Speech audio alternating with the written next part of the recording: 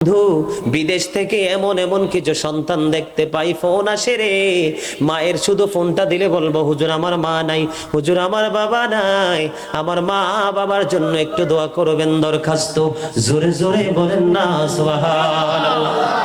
মা বাবার কথা মতো যে জন চলে না, আল্লাহ নবীজির দয়া তারা পাবে না। বলেন মা বাবার কথা মতো যে জন চলে না, আল্লাহ নবীজির দয়া তারা পাবে না। বলেন আল্লাহ নবীজির দয়া তারা পাবে না। মা বাবা অতি আপন, মা বাবারে করহ যতন। বলেন মা বাবা অতি আপন, মা বাবারে করহ যতন। তিন কথার সাথে পায়া ভুলা যায়ও না, আল্লাহ নবীজির দয়া তারা পাবে না। জোরে জোরে বলেন ঠিক না বেঠিক? ও বন্ধু, আল্লাহি আল্লাহর কসম করে বলছি, তুমি যদি সারা জীবন নামাজ পড়তে পড়তে তোমার কপাল ক্ষয় করে ফেলো, তুমি যদি বন্ধু কোরআন তেলাওয়াত করতে করতে জীবনের পুরো সময়টা যদি বন্ধু তুমি শেষ করে ফেলো গো, তারপরেও তুমি জান্নাতের গন্ধ পাবা না। কারণ ইন্নাল জান্নাতা তাহতা আকদামিল উম্মাহাতিকুম, তোমাদের মায়ের পায়ের নিচেই তোমাদের জান্নাত।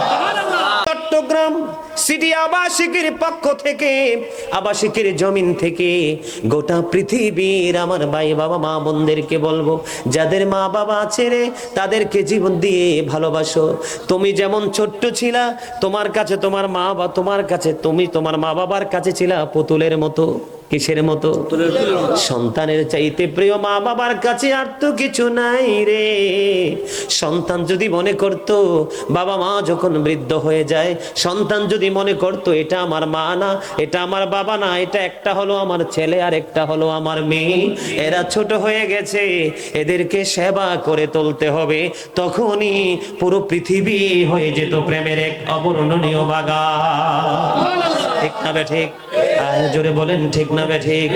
জান্নাতি যদি হতে চাও, নবী বলেছে সে হতভাগা, সে হতভাগা, সে হতভাগা। তিনবার বলেছে, কয়বার? আরো জোরে বলেন না কয়বার? নবী তিনবার বলেছে পবিত্র জবান দ্বারা, সে হতভাগা, সে হতভাগা, সে হতভাগা। নবী গো কে হতভাগা? নবী বলেছেন পিতামাতা উভয়কে পাইলো অথবা একজনকে পাইলো। আমাদের মাঝে অনেকে আছে কারো বাবা মা দুইজনই আছে, আবার দেখা যায় কারো মা আছে বাবা নাই, আবার বাবা আছে মা নাই। এরকম আছে না নাই? ওগো বন্ধু, নবী বলেছে যে মা বাবা দুইজনকে পাইলো অথবা একজনকে পাইলো, তাদেরকে সেবা করে জান্নাতি হতে পারলো না, তার মতো হতভাগা সৃষ্টির ইতিহাসে আর কেউ হতে পারে না। এই জন্য বলছি বন্ধু, মাকে এত বেশি ভালোবাসবা। ও বন্ধু, মায়ের চেহারার দিকে যদি তুমি মায়ার নজরে তাকাও, বলে হুজুর সব হুজুররা তো বলে মায়ার নজর, হুজুর মায়ার নজরটা কেমন? এই নজরটা কেমন সাধারণ মানুষ অনেকেই কিন্তু বোঝে না। ঠিক না বেঠিক? মায়ার নজরটা কেমন বন্ধু আমি আপনাকে ছোট্ট করে বলবো, কারণ আমার অনেক আলোচনা বাকি আছে। আপনি হঠাৎ করে আপনার মায়ের চেহারার দিকে নজর দিলেন, কি দিলেন? আপনার মায়ের চেহারার দিকে নজর দিলেন, নজর দিয়ে আপনি মনে মনে ভাবলেন, ওগো আল্লাহ, আমার মা এক সপ্তাহ আগে কত সুন্দর ছিল, চেহারাটা কত সুন্দর ছিল, স্বাস্থ্যটা একটু পরিপূর্ণ ছিল। এক সপ্তাহ পরে নজর দিয়ে দেখলাম, আল্লাহ গো, আমার মা জননী শুকিয়ে গেছে। মার এই শুকনো চেহারা দেখে সন্তানের হৃদয় রাজ্যে ঝড় উঠে গেল, ঝর্ণার মতো পানি প্রবাহিত হতে থাকলো। অথবা মা ভাত খায়নি, মা গিয়ে একদিকে কাইত হয়ে শুয়ে আছে, মায়ের কাছে গেল, আমি তো ভাত খেয়েছি, আমার মা দুঃখিনী, ভাত খাইনি, আমার বাবা ভাত খাইনি, আমি মাকে একটু ডেকে তুলবো, মা গো তুমি ভাত খাওনি, তোমার মুখটা ছোট হয়ে গেছে, তুমি তো অসুস্থ হয়ে যাবা। এমন চিন্তা যখন সন্তানের হৃদয়ে রাজ্যে বন্ধু শুরু হয়ে যাবে, পৃথিবীর বুকে ওই সন্তানের কাছে বন্ধু মায়ের চেয়ে মধু, মায়ের চেয়ে আপন আর এই মুহূর্তে আর কিছু বন্ধু মনে হবে না। বন্ধু নবী জানিয়ে দিয়েছে, কেউ যদি মায়ের দিকে বন্ধু মায়ের নজরে প্রেমের নজরে যদি একটা নজর দেয় রে, তার আমল নামায় একটা হজের সওয়াব দেওয়া হবে।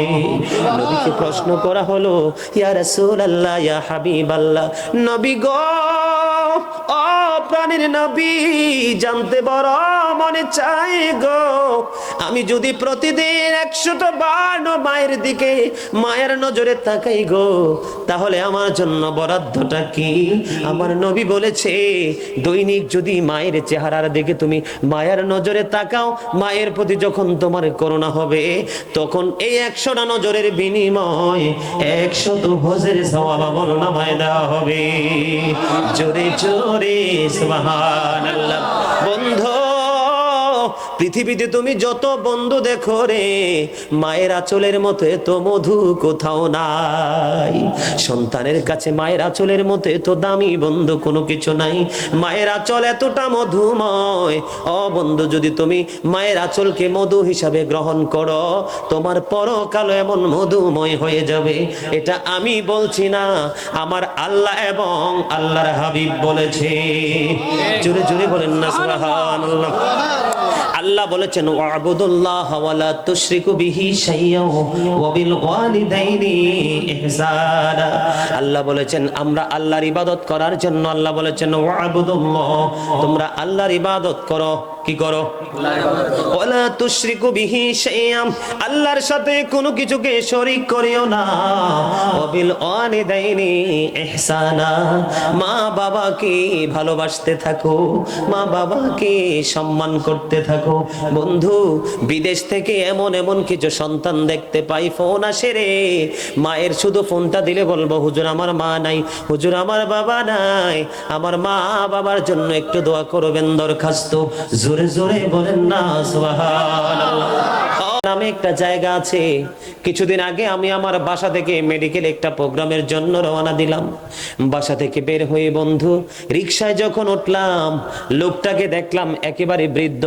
যদি বন্ধু রিকশার প্যাডেল যদি পায়ে চালাতে হতো, আমি সেই রিকশায় কখন উঠতাম না, কারণ তার চুল দাড়িগুলো পাইকা সাদা হয়ে গেছে। যখন দেখলাম রিকশাটা মোটর চালিত রিকশা, তখন মনে করলাম আমার চাচা বৃদ্ধ যদিও, কিন্তু ইনি তো শারীরিক পরিশ্রম দিয়ে রিকশাটা চালাবে না, টেকনিকে চালাবে, মোটর আমাকে নিয়ে যাবে। সেই চিন্তা করে বন্ধু আমি রিকশাতে উঠলাম। রিকশাতে ওঠার পরে যখন মেডিকেলে গিয়ে প্রোগ্রামের সীমানায় নামলাম, নামার পরে বন্ধু রিকশার ড্রাইভারকে যখন আমি ভাড়া দিতে চাইলাম, এবার চাইয়া দেখি ওনার দুই চোখ দিয়ে পানি বেয়ে বেয়ে পড়তেছে। সুবহানাল্লাহ নি পড়ে না নাউজুবিল্লাহ? কই যাইতাম, কারেও শোনামু আমি? আপনারা ভালো মন্দ বুঝে সুবহানাল্লাহ, যদি না বুঝেন চুপ থাকবেন এবং বলবেন যে হুজুর কোনটা বলবো, তখন আমি আপনাদেরকে শিখিয়ে দিব। সুবহানাল্লাহ বলবেন না আলহামদুলিল্লাহ বলবেন নাকি নাউজুবিল্লাহ বলবেন? একটা বাবা ব্যথায় কাঁদতেছে আর আপনি বলেন সুবহানাল্লাহ, হইল? একটু চিন্তা করতে হবে সূক্ষ্মভাবে। আমরা মুসলমান হিসেবে যদি আমাদের এই কমন জিনিসগুলো না জানি, তাহলে কিন্তু আমাদের সফলতা কিন্তু সহজ নয়। ঠিক না ঠিক? বন্ধুরে আমার উনি কান্না করতেছে। আমি জিজ্ঞেস করলাম, চাচা আপনি কেন কাঁদেন গো? এবার চাচা একটা ডাক দিয়ে বলল, হুজুর আমার কান্নার কারণ এই রহস্য অনেক লম্বা গো। আমি বললাম, ছোট্ট করে বলেন, তুই ছিলি? এই পিচ্ছি সহ আমার সঙ্গে ছিল। বন্ধু তখন আমাকে বলল, হুজুর আপনার লেবাস দেখে চোখের পানি এসেছে গো। আমার বাড়ির ভিটা ছিল ছোট্ট একটা ভিটা, আমার ছেলেটাকে ভিটাটা পর্যন্ত বিক্রি করে দেশের বাহিরে পড়াশোনার জন্য পাঠাইলাম। বড় একজন হুজুর হইল, হুজুর হয়ে বাংলাদেশে এসে বড় লোকের এক বেটি বিয়ে করলো। বিয়ে করার পরে সে অজানা গন্তব্যে চলে গেল। আমি জানি না আমার এই ছেলে বউ নিয়ে কোথায় চলে গেছে। আমি বাবা রিকশা চালিয়ে চালিয়ে রিকশার ভাড়া দিতে হয়, আমি এবং আমার জীবনটাকেও চালাতে হয়। এই জন্য বন্ধু আমি ওনার এই গল্প শুনে এবার যেই ভাড়া দেওয়ার কথা ছিল তার চেয়ে আরো একটু বেশি ভাড়া বাড়িয়ে দিলাম। দেওয়ার পরে আবার বললাম, চাচা আপনার ছেলেটাকে কোন মাদ্রাসায় পড়িয়েছেন? একটা মাদ্রাসার নাম বলেছে, যেই মাদ্রাসায় নবীর দুশমনি শিখানি হয়। জোরে বলেন নাউজুবিল্লাহ। খারিজি মাদ্রাসায় পড়িয়েছে। কোন মাদ্রাসায়? যেই মাদ্রাসায় নবীর শান মানকে ছোট করা হয়, নবীর শান ইজ্জতের চাদর ধরে টান দেওয়া হয়, নবীর পরিবারকে কলঙ্কিত করা হয়, সাহাবাই কেরামদেরকে নিয়ে বিরূপ মন্তব্য করা হয়, ওই মাদ্রাসায় সন্তানকে পড়িয়েছে।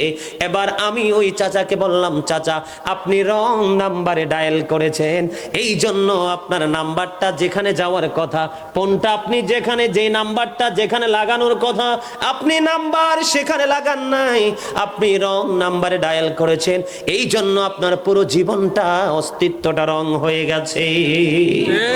আজকে যদি আমি গাজী সুলাইমানের মতো আহলে সুন্নাত ওয়াল জামাতের অন্তর্ভুক্ত নবীর প্রেমিকের, নবীর প্রেমের মাদ্রাসায় যদি পড়ানো হতো রে, তাহলে কখনোই সন্তান মা বাবার কলিজায় আগুন দিত না।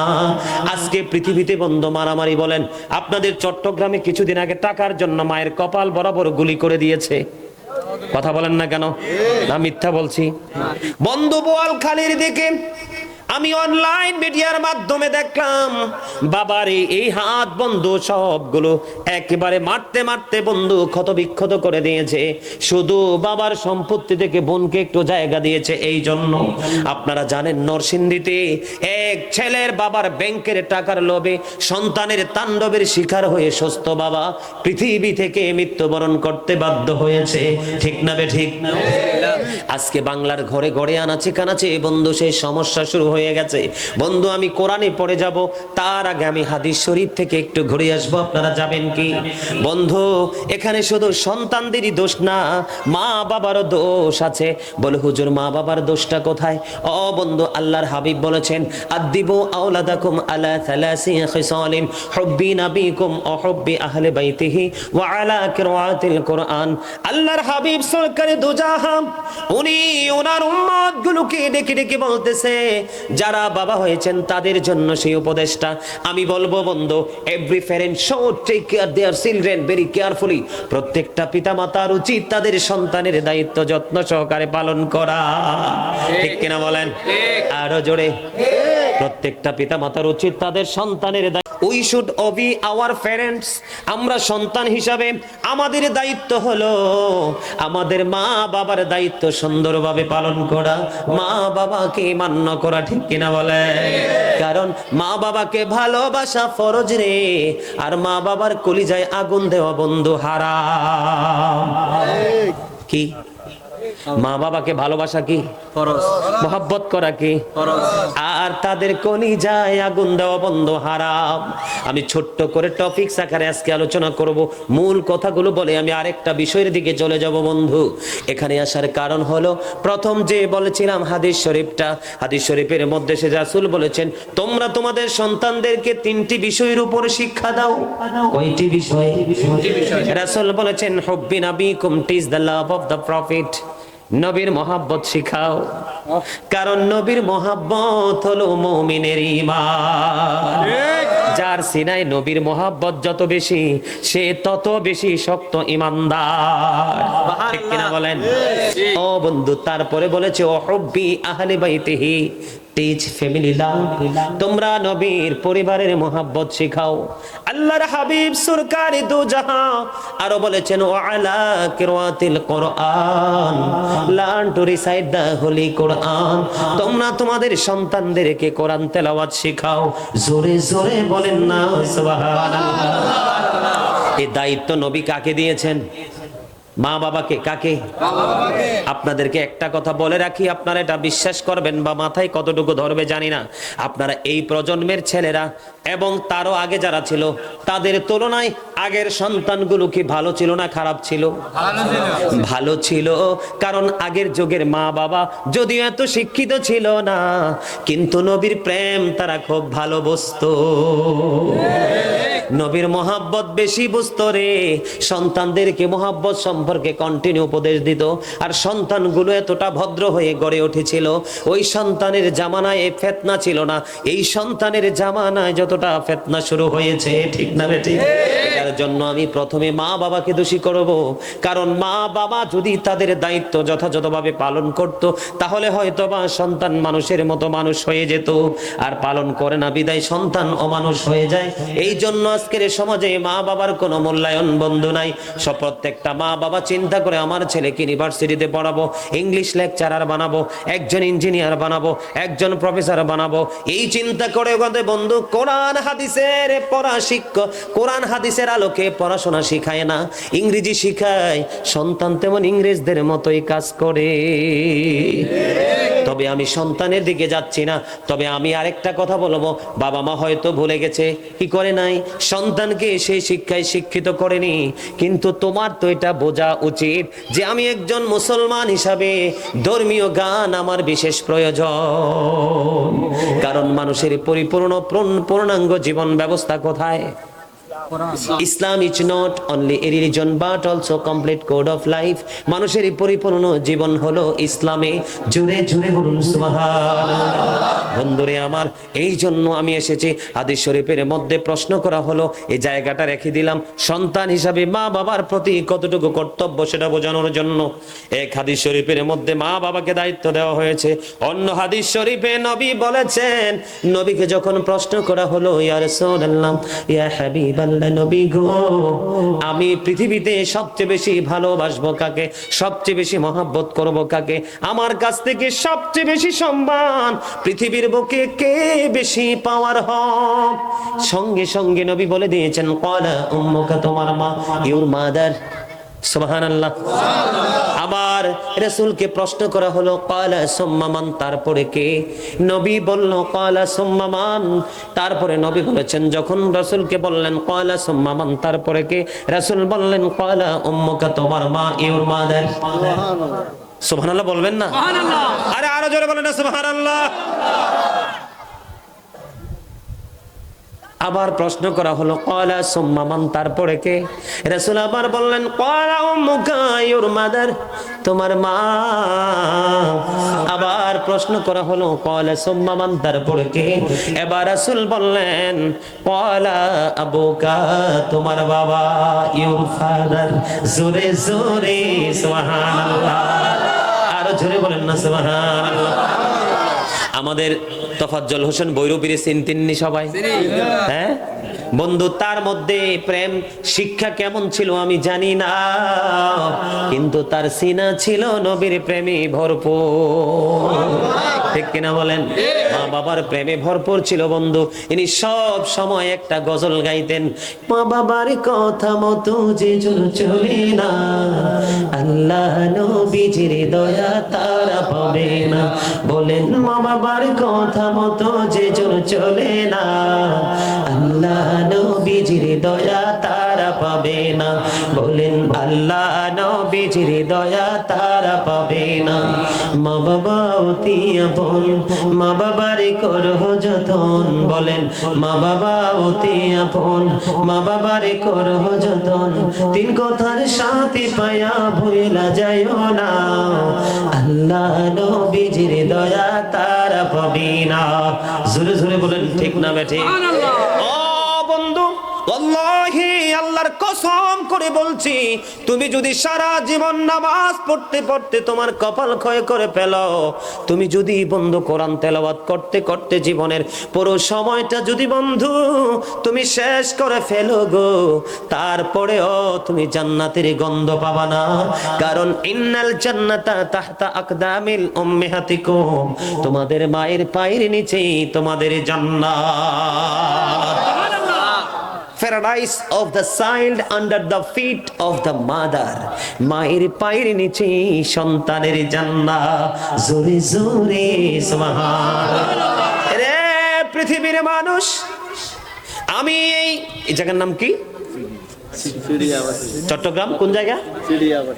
সিটি আবাসিক। এই চট্টগ্রাম সিটি আবাসিকের পক্ষ থেকে, আবাসিকের জমিন থেকে গোটা পৃথিবীর আমার ভাই বাবা মা বোনদেরকে বলবো, যাদের মা বাবা আছে রে তাদেরকে জীবন দিয়ে ভালোবাসো।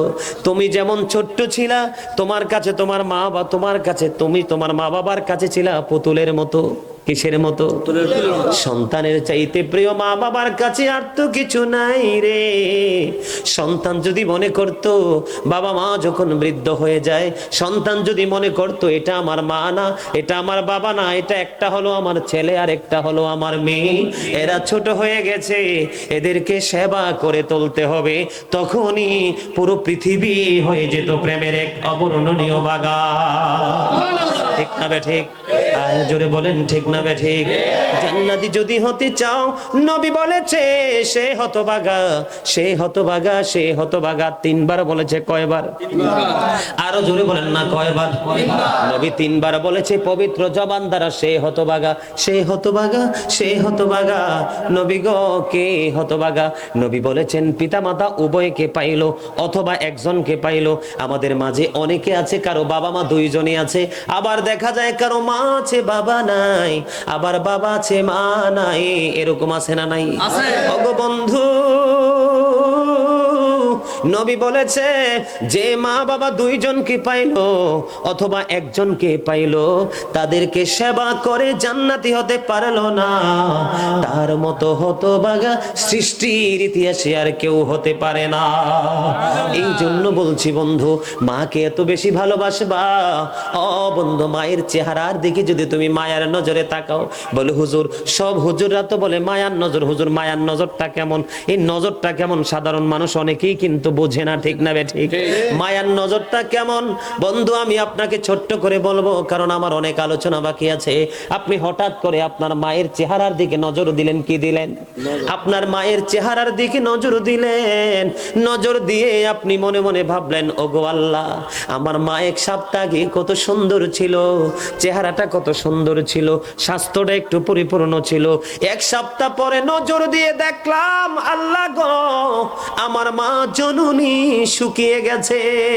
মার এই শুকনো চেহারা দেখে সন্তানের হৃদয় রাজ্যে ঝড় উঠে গেল, ঝর্ণার মতো পানি প্রবাহিত হতে থাকলো। অথবা মা ভাত খায়নি, মা গিয়ে একদিকে কাইত হয়ে শুয়ে আছে, মায়ের কাছে গেল, আমি তো ভাত খেয়েছি, আমার মা দুঃখিনী, ভাত খাইনি, আমার বাবা ভাত খাইনি, আমি মাকে একটু ডেকে তুলবো, মা গো তুমি ভাত খাওনি, তোমার মুখটা ছোট হয়ে গেছে, তুমি তো অসুস্থ হয়ে যাবা। এমন চিন্তা যখন সন্তানের হৃদয়ে রাজ্যে বন্ধু শুরু হয়ে যাবে, পৃথিবীর বুকে ওই সন্তানের কাছে বন্ধু মায়ের চেয়ে মধু, মায়ের চেয়ে আপন আর এই মুহূর্তে আর কিছু বন্ধু মনে হবে না। বন্ধু নবী জানিয়ে দিয়েছে, কেউ যদি মায়ের দিকে বন্ধু মায়ের নজরে, প্রেমের নজরে যদি একটা নজর দেয় রে, তার আমল নামায় একটা হজের সওয়াব দেওয়া হবে। নবীকে প্রশ্ন করা হলো, ইয়া রাসূলুল্লাহ, ইয়া হাবিবাল্লাহ, নবী গো, ও প্রাণের নবী, জানতে বড় মনে চাই গো, আমি যদি প্রতিদিন 100টা বার মায়ের দিকে মায়ের নজরে তাকাই গো, তাহলে আমার জন্য বরাদ্দটা কি?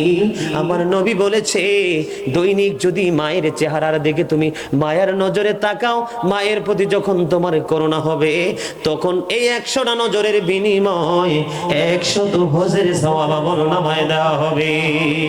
জোরে জোরে সুবহানাল্লাহ। বন্ধু পৃথিবীতে তুমি যত বন্ধু দেখো রে, মায়ের আঁচলের মতো এত মধু কোথাও নাই। সন্তানের কাছে মায়ের আঁচলের মতো এত দামি বন্ধু কোনো কিছু নাই। মায়ের আঁচল এতটা মধুময়। ও বন্ধু, যদি তুমি মায়ের আঁচলকে মধু হিসাবে গ্রহণ করো, তোমার পরকাল এমন মধুময় হয়ে যাবে। এটা আমি বলছি না, আমার আল্লাহ এবং আল্লাহর হাবিব বলেছে। জোরে জোরে বলেন না সুবহানাল্লাহ। আল্লাহ বলেছেন ওয়াবুদুল্লাহ ওয়ালা তুশরিকু বিহি শাইয়্যা ওয়া বিল ওয়ালিদাইনি ইহসানা। আল্লাহ বলেছেন আমরা আল্লাহর ইবাদত করার জন্য, আল্লাহ বলেছেন ওয়াবুদুল্লাহ, তোমরা আল্লাহর ইবাদত করো। কি করো? ওয়ালা তুশরিকু বিহি শাইআম, আল্লাহর সাথে কোনো কিছুকে শরীক করিও না। ওয়াবিল ওয়ালিদাইনি ইহসানা, মা বাবাকে ভালোবাসতে থাকো, মা বাবাকে সম্মান করতে থাকো।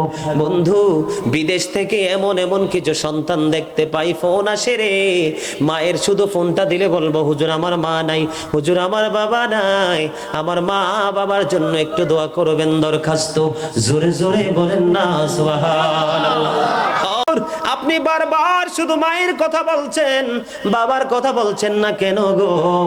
ও বন্ধু, বাবা এমন এক নেয়ামত, আমার নবী জানিয়ে দিয়েছে বন্ধু, কেউ যদি কোনো সন্তান যদি বাবার অবাধ্য হয়ে যায়, কি হয়ে যায়? আমাদের দেশে অনেক সন্তান আছে বাবার অবাধ্য হয়ে বাবার কলিজা ভেঙে দিয়েছে, বাবার কলিজায় আগুন ধরিয়ে দিয়েছে, সন্তানকে পরম মায়া মমতায় বড় করেছে। এই জন্য সন্তানকে কিছু বলে না, কারণ সন্তান যদি আত্মহত্যা করে, সন্তান যদি মারা যায়, আমি বাবার চেয়ে বেশি দুঃখ পৃথিবীতে কেউ পাবে না। বাবা মা পরম মমতার কারণে বন্ধু কিচ্ছু বলে না।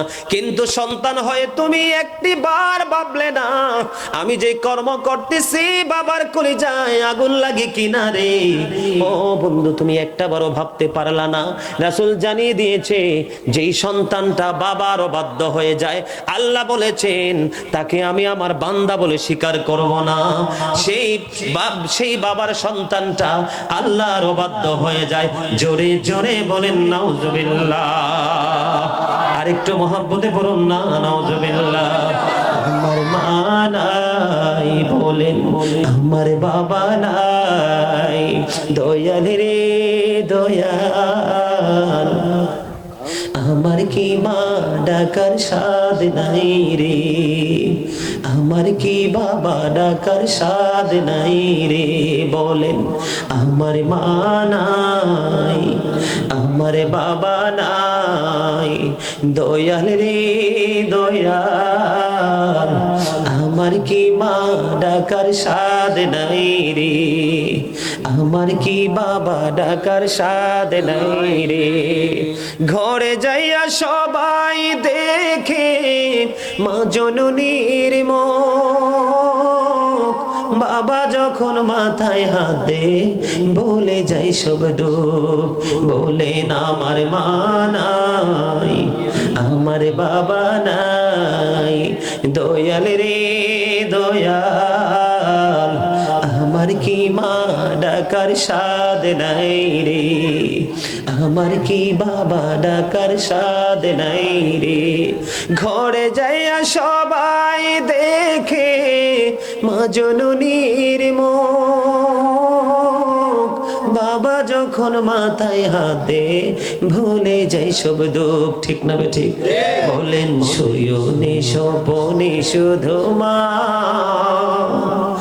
তোমার কথা মনে হয়, শয়নে স্বপনে শুধু মা তোমার কথা মনে হয়। কতদিন দেখি না তোমায়, ভুলে কি গেছো আমায়, ভুলে কি গেছো আমায়? আদর সোহাগ মাগো আর কোথা পাবো, কারা চলে আমি নিজেকে জড়াবো? আদর সোহাগ মাগো আর কোথা পাবো, কারা চলে আমি নিজেকে জড়াবো? কার কাছে ধরব মিছে বায়না, তোমার মতো কেহ নাই। বলেন শয়নে স্বপনে শুধু মা তোমার কথা মনে হয়। আমার ভুবন জুড়ে শুধু দুঃখ জ্বালা, কে আর পরাবে আমায় সুখের সে মালা। আমার ভুবন জোরে শুধু দুঃখ জ্বালা, কে আর পরাবে আমায় সুখের সে মালা। কপলে কে দেবে আর কাজলে রুটি, তুমি জেনে ধরাই, শয়নে স্বপনে শুধু মা তোমার কথা মনে হয়। ঠিক না ঠিক? অনেকের চোখে দেখেছি পানি। মা বাবার প্রেম এমন এক প্রেম, এটা টাকা পয়সা ধন দৌলত কোনো কিছুর বিনিময় হয় না।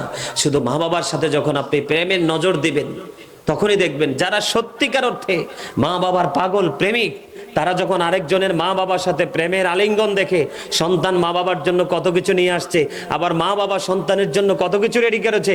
যার মা বাবা নাই, যদি সত্যিকার অর্থে মা বাবার প্রেমিক হয়, তার কলিজা ফেটে অটো চোখের পানি আসে। ঠিক না ঠিক? বলে হুজুর কেন গো এই চোখের পানি আসে? একবার ভাবে আমার যদি মা বাবা থাকতো গো, আমাকে এমনি আদর করতো। আরেকবার মনে হয় আমার মা বাবা যদি দুনিয়ায় বেঁচে থাকতো গো, আমি ওই তার মতো আমার মা বাবার জন্য সাধ্য অনুযায়ী কিনে দিতাম। ঠিক কিনা বলেন বন্ধু? মা বাবার মতো এমন নিয়ামত সৃষ্টি জগতে আর কিছু নাই রে।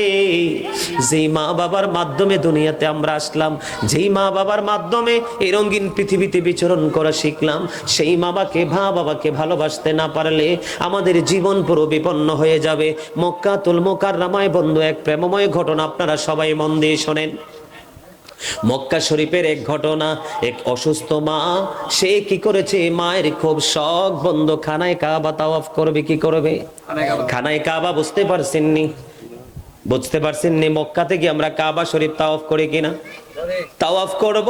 মা তো বৃদ্ধ, মা তো অসুস্থ, মা হাঁটতে পারে না, চলতে পারে না। তখন সন্তান কি করলো? আমার মায়ের মনের আশা আমি পূর্ণ করব। বন্ধু কিতাব প্রমাণ করেছে, ওই মায়ের পাগল সন্তান মাকে কাঁধে গড়ে 7 বছর পর্যন্ত শুধু খানায় কাবাটা শুধু তাওয়াফ করিয়েছে। বন্ধু কিতাবে এসেছে, সাদেক উত্তাইয়ার নামে এক আবেদকে তিনি দেখতে পেলেন। দেখার পরে তাকে প্রশ্ন করলেন, ওগো আপনার কাছে আমার একটা কথা জানার ছিল। কয় কথাটা কি? কয় কথাটা হলো, আমি আমার মাকে 7 বছর ধরে আমার কাঁধে করে খানায় কাবা আমি তাওয়াফ করিয়েছি। আপনি একটু বলবেন কি আমার মায়ের দুধের ঋণ শোধ হইছে নি? জোরে জোরে বলুন না সুবহানাল্লাহ। একবার পড়ুন আল্লাহু আকবার। সাদিক উত্তায়ার একটা ডাক দিয়ে বলল, তুমি 7 বছর শুধু মাকে খানায় কাবা কাঁধে করে ঘুরি বলছো দুধের ঋণ শোধ হয়েছে কিনা? তুমি শুনে রাখো, তোমার হায়াতরা যদি 50,000 বছর হয়, কত বছর? তুমি যদি 50,000 বছর এই পৃথিবীর বুকে যদি তুমি জিন্দা থাকো, আর এই পুরো 50,000 বছর যদি তোমার মাকে কাঁধে করে খানায় কাবা তাওয়াফ করাও, তুমি যে একটি রাত্রিতে দুধ পান করেছো, একটি রাত্রের দুধের ঋণও শোধ হবে না। জোরে জোরে বলেন না আল্লাহু আকবার। আর জোরে বলুন আল্লাহু আকবার। যেই মাকে 50,000 বছর বন্ধ কাঁধে করে খানায় কাবার মতো পবিত্র জায়গা, যেখানে 1 রাকাত নামাজ পড়লে 1 লক্ষ রাকাতের সওয়াব পাওয়া যায়, 7 বছর ঘুরেছ, এমন হায়াত যদি 50,000 বছর পাও, আর মাকে যদি 50,000 বছর বন্ধ ঘোরাও, তারপরেও তোমার একটি রাত্রের দুধের ঋণ বন্ধ শোধ হবে না। জোরে জোরে বলেন আল্লাহু আকবার। একবার পড়ুন না সুবহানাল্লাহ।